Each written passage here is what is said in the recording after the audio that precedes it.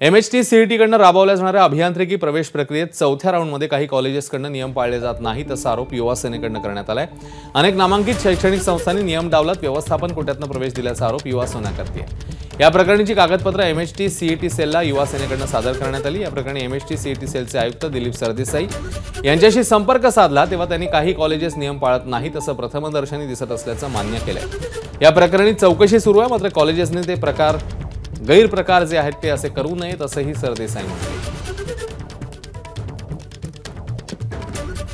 स्वायत्त संस्थेच्या एखाद्या विभागाच्या नियंत्रणाखाली ही प्रवेश प्रक्रिया जर राबवली गेली तर सामान्य विद्यार्थ्याचा त्याच्यावरती विश्वास असेल। या महाविद्यालयांवरती विश्वास राहिलेला नाही।